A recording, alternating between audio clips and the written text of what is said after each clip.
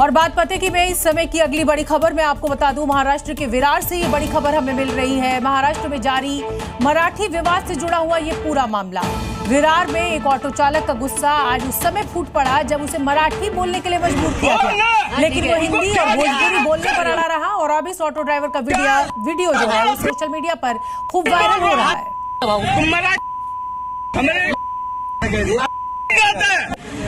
बोलूंगा, हिंदी बोलूंगा, भोजपुरी बोलूंगा, बोलना बोलना। ठीक है, तुमको क्या बोल रहा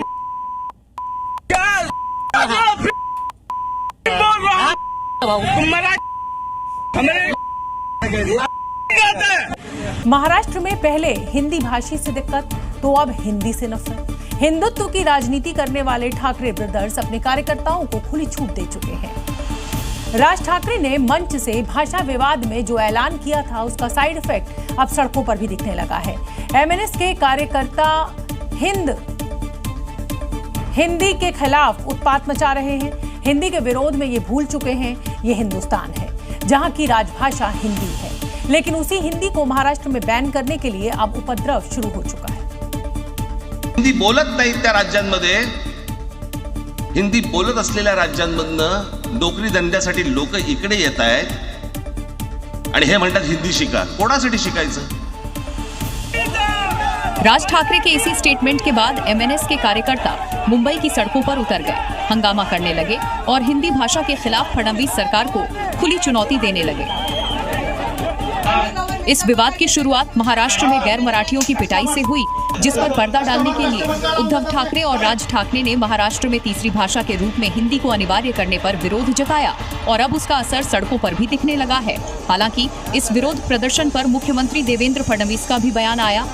महाराष्ट्र में किसी भी मोर्चे को इजाजत है, ये लोकतांत्रिक राज्य है, वो भी मोर्चा निकालना चाहे तो परमिशन लेकर निकाल सकता है। विरोध मराठी बनाम हिंदी की है तो विरोध करने वालों को इन आंकड़ों पर नजर डालनी चाहिए, क्योंकि देश की लगभग आधी आबादी हिंदी भाषी है। रिपोर्ट के मुताबिक हिंदी बोलने वालों की संख्या 45% से ज्यादा है, वहीं मराठी बोलने वालों की संख्या मात्र 8 करोड़ के आसपास है। देश में सिर्फ 7.9% ही मराठी बोलने वाले हैं, लेकिन जो हिंदुस्तान की राजभाषा है उससे ठाकरे ब्रदर्स को दिक्कत हो रही है और उनकी पार्टी के कार्यकर्ता खुलेआम हिंदी भाषी पर जुल्म कर रहे हैं। तो दूसरी तरफ इस विवाद में सियासी बयानबाजी भी खूब चल रही है। भाषा की लड़ाई पटक पटक कर मारने तक पहुंच चुकी है और साथ ही उद्धव ठाकरे और राज ठाकरे को बीजेपी के नेता खुली चुनौती भी दे रहे हैं।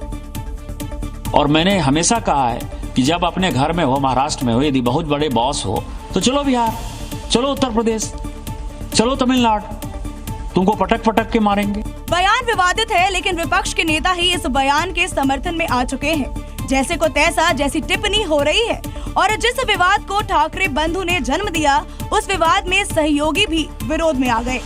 इस तरह अपनी गली में कुत्ता शेर होता है, ये तो कहावत बहुत सही है, लेकिन किसी को इस तरह मारेंगे तो ऐसी जबान आएगी। इस तरह किसी को मार नहीं सकते। अब इस विवाद की तपिश भोजपुरी स्टार और बीजेपी नेता दिनेश लाल यादव निरहुआ के दरवाजे तक भी पहुंचती दिख रही है, क्योंकि उन्होंने उद्धव ठाकरे और राज ठाकरे को खुली चुनौती दे दी है। मैं नहीं बोलता हूँ मराठी, मुझे निकाल के दिखाओ।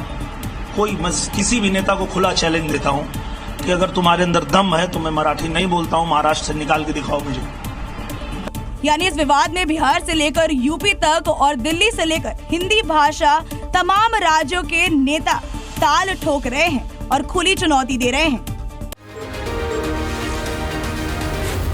जी न्यूज़।